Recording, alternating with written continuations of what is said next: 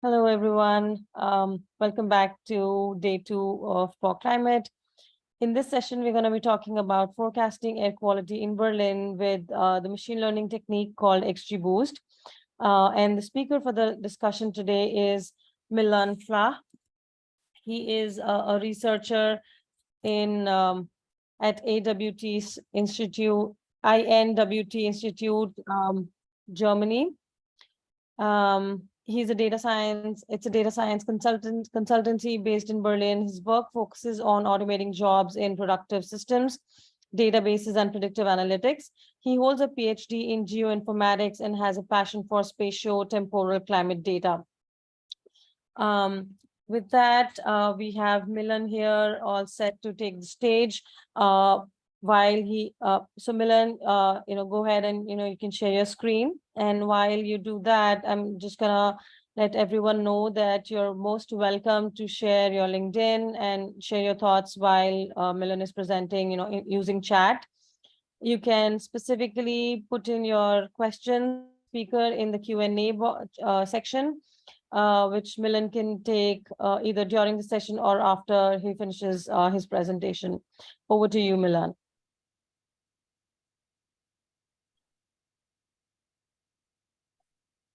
And I'm going to stop sharing. Go ahead and share your screen. Okay.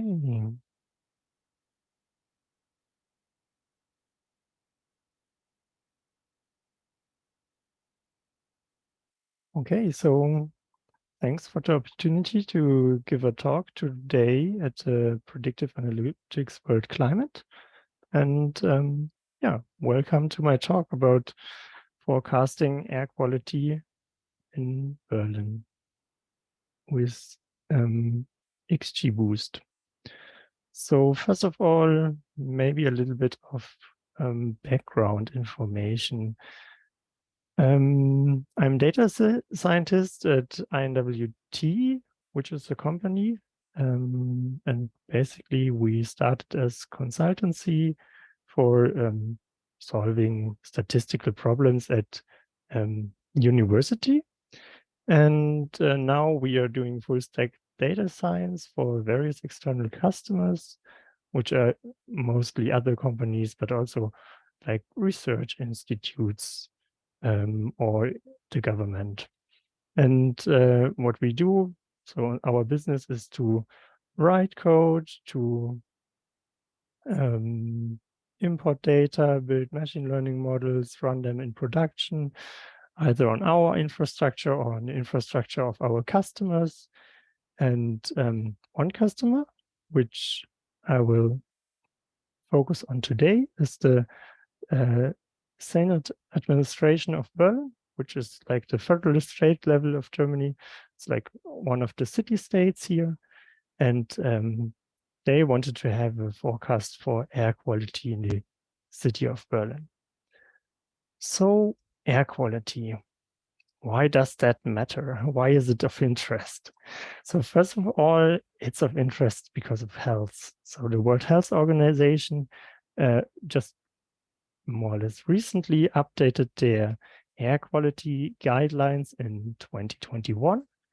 And the reason for the update was that basically they had an expert group on the topic, and they've seen that the recent air quality guidelines are too less strict, and the health effect of air quality are much more important than they have previously stated. For instance, it's like health effect like asthma, so it affects the lungs or also blood pressure. And with climate change also more and more deaths actually come into the focus, because together with heat events, air pollution is really like really like deathly for elderly people. And this means that they have more stricter targets, and it's basically expected that the European Union will at least partly follow the stricter targets in the future.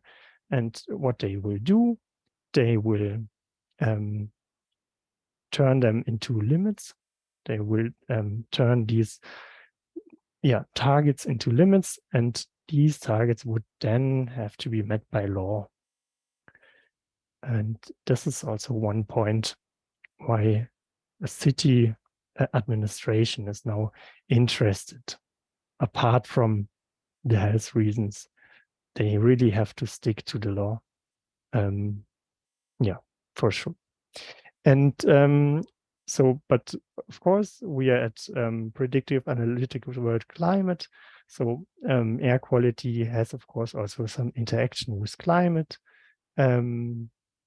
Apart from health and health effects, which are especially important with increasing heat events.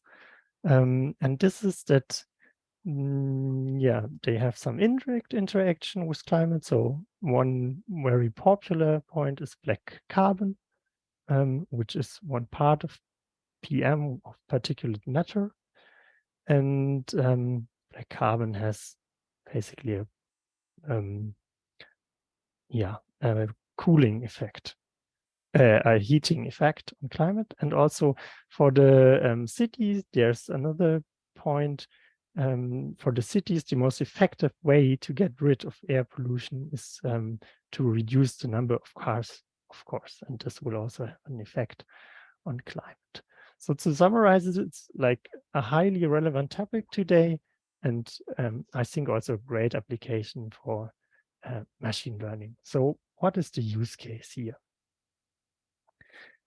We wanted to have, or our customers wanted to have a air quality forecast for the next 4 days. So you can imagine it's like maybe like a weather forecast, but not for the weather, but for air pollution in the city. And it should have a temporal resolution, an hourly temporal resolution. And we should do it for 2 pollutants, which is PM, particulate matters, and nitrogen dioxide, which are the most relevant in this city. And the spatial resolution was the whole area of Berlin, and actually, or that was the spatial extent, and the spatial resolution was 50 times 50 square meters. And another spatial resolution was on street level. And my role in this project was I was managing the project and also doing data engineering. And we had a team of a variable size of 5 to 7 people. And it was 9 months of time to bring the forecast into live production. So I think that was quite fast because we were starting from scratch. And the idea was to make the production, to make the forecast machine learning based. So we used gradient boosting machines in the implementation of XGBoost for this task, which is a bit on the contrary to usual approaches in this field, because in this field it's there are many traditional engineers around, and they are doing physics and chemistry. So the normal way to model and forecast it is like using chemical transport models for that task. But we decided to make it machine learning based. What is the input data that we use to train our model? So basically we have in Berlin 18 of these containers, which are air quality measurement stations. And they are often like nice flowered here. And they are 18 of these containers, and they are like the target variable. So this is our ground truth. At this 18 point, we really know the air quality on an hourly resolution. And then we have a lot of other input variables, like we have about 400 automatic traffic detection sensors, which you can see here on the right-hand side. And these are just detecting or counting the number of cars which are driving through Berlin. And then we have a lot of other variables. One very important is the weather forecast. Like we use everything we could get there, like air temperature, humidity, precipitation, air pressure, and so on.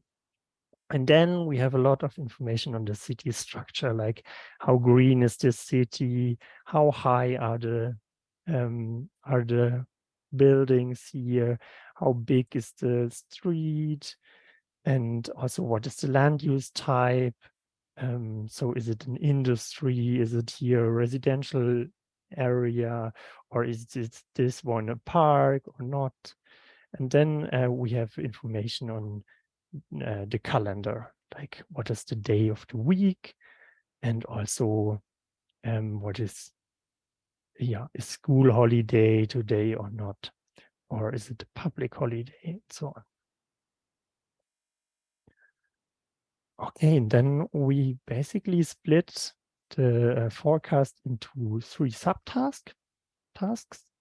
The first task was to forecast at the measurement stations. The second task is to make the forecast spatially, so to make it in a grid of Berlin and also for all streets in Berlin. And then the third task was to do a traffic simulation, so which means to adjust the number of cars and see the effect on air quality by adjusting the traffic. And then, to not forget it, everything should be automized. And we wanted to have an automatic update of the forecast, like a weather forecast, and we deliver it to the Senate administration by API, by setting up an API. And then we also set up some dashboards to observe the quality of the forecasts, of course. With that, I'd like to show you some results for nitrogen dioxide, just for simplification. Here you can see in this figure, you can see just a snapshot in the end of August of nitrogen dioxide concentration, and black is always the observed line, and blue is the predicted nitrogen dioxide concentration. And you see very nice that I took that snapshot at the end of August, and we still have 4 days into the future of predictions, and the other historical data we can like see how much the prediction differed from the forecast. And this is also what we did, what I put here. Apart from a temporal cross-validation, we just compute the explained variance, so the goodness of fit of our model, just in this historical prediction time. Yeah, and we just see that, of course, there's a drop in the prediction goodness with the more we go with our forecast into the future. So for the next 3 hours, we have like 88% R squared, but just for the next 24 hours, it drops to about 70%, and for the next 4 days, it drops again to about 60%. But overall, our customer was very satisfied with these values, because they compared to some chemical transport models and saw that this is much better than what they can get there. So this was basically task 1.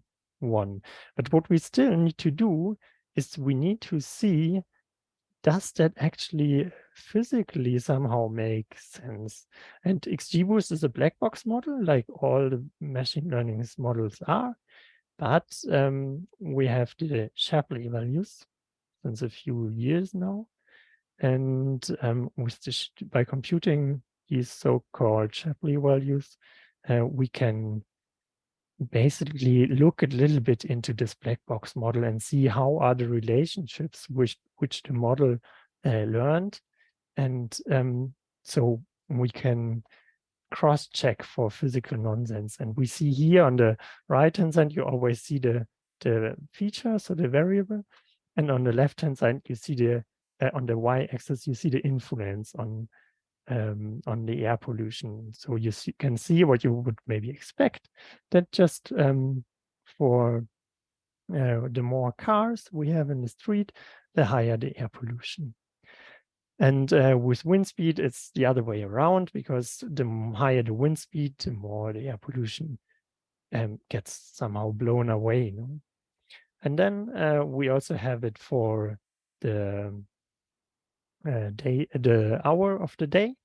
And there we can very nicely see that we can see some rush hour patterns. So during rush hours in the morning and also in the late afternoon, there's really a peak of air pollution, which the model correctly gets. And this is how we cross-checked it with the experts from the administration to also trust the model more. And with that, I'd like to move on to the spatial forecasts, where we did the forecasts in a grid of Berlin and also for all of the largest streets in Berlin.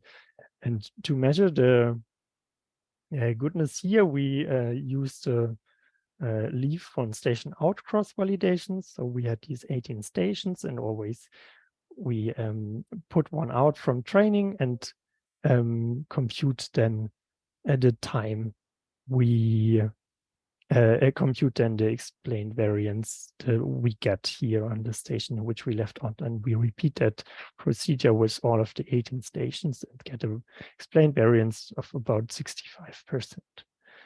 And then another thing we needed to do is to come from this 50 times 50 square meter grid, which is a lot of data actually. It's like more than 360,000 grid cells just for 1 hour of the forecast. And we wanted to put them into street level predictions. So we used the average of the grid cells here of one street to make like a street map out of that. And with that, I'd like to move on to the last step of our task, which was the traffic simulation. And here the question was, how much do we actually need to reduce the traffic to avoid exceeding some target pollution limits on a certain day? And that works that we start to manipulate the traffic. So we start with the normal 100% input traffic, and then we compute a machine learning model and get some forecast.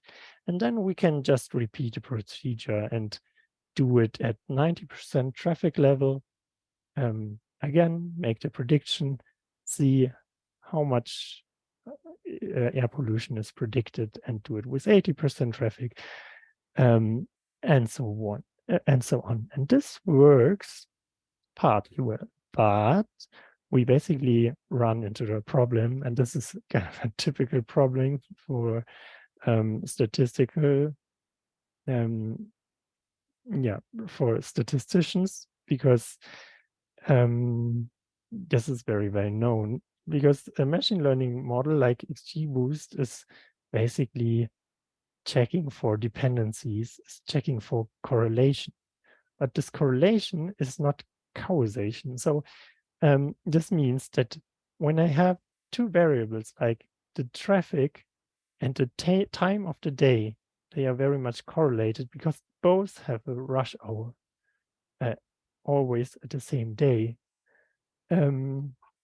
So when you want to predict the air pollution here, the XGBoost model doesn't know which of the variables to get to use for the prediction. So it's unclear which one is better for the predictions. But actually, we know that really the traffic is it which causes the air pollution. It's not the time of the day. So we have to separate somehow these correlated effects. And yeah, I show on the next slide here how we did this. We predicted actually, so we had to split the model to separate those effects. We started to explain the air pollution just with the traffic variable, and then we made a prediction and explained the remaining of the residuals, the remaining variance with all of the other variables.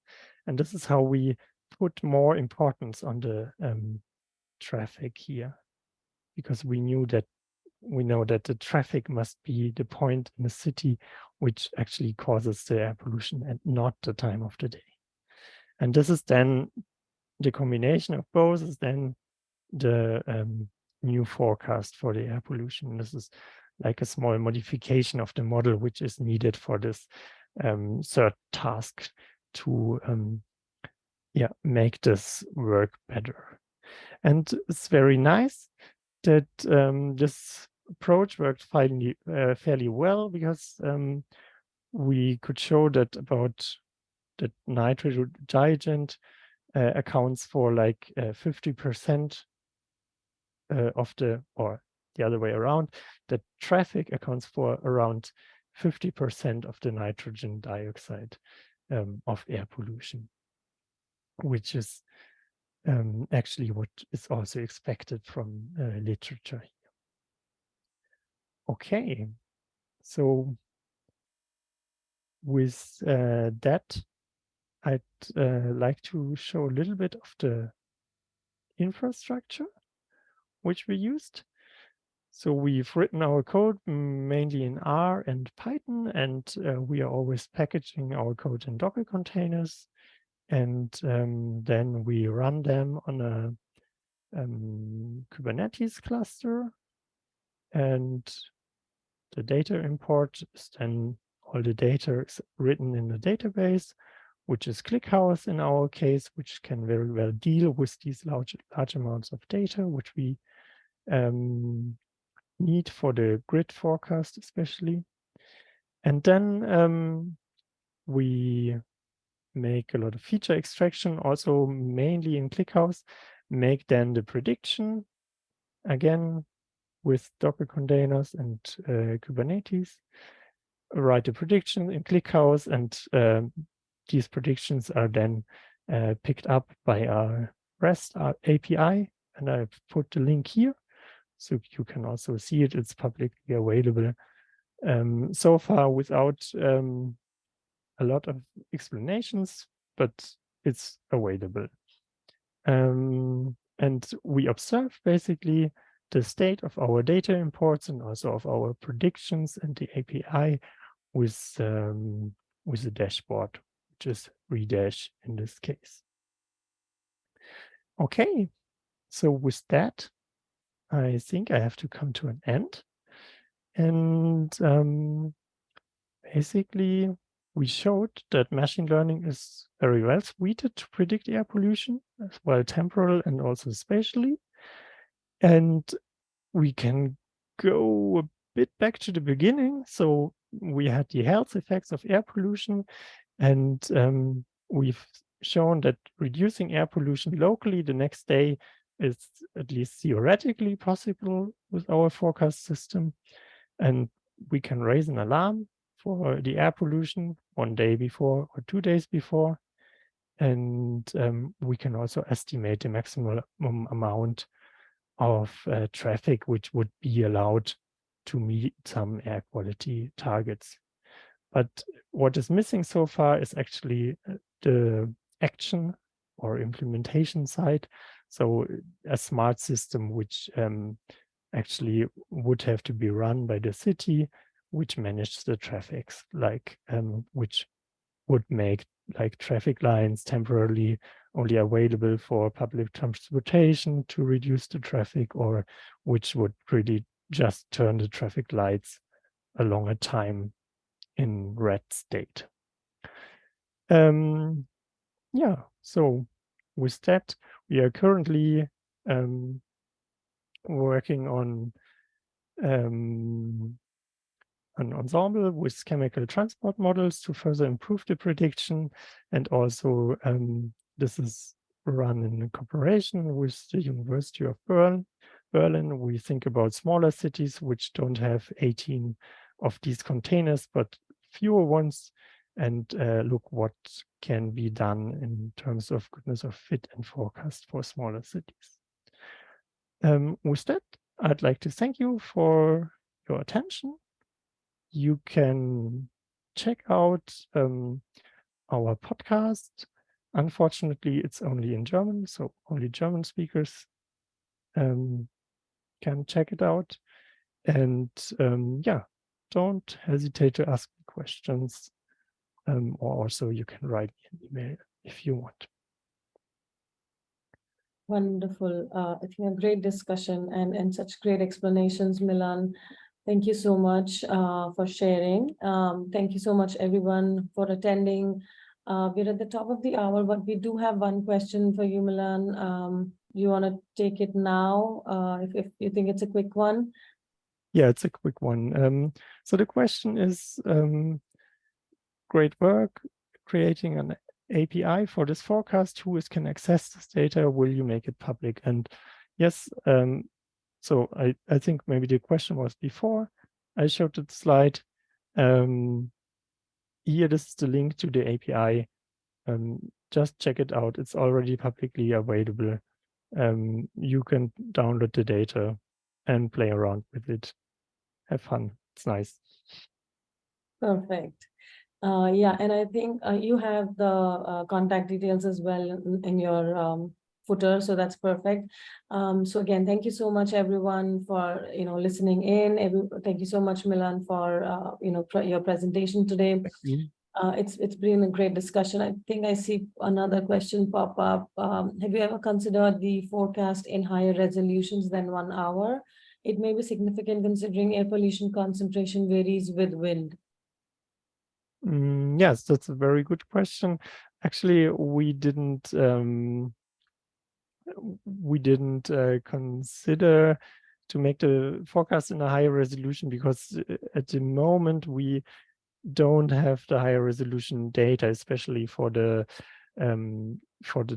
traffic. We just have the 1 hour aggregates of number of cars which are driving through the city and which are detected yeah, at the 1 hourly resolution.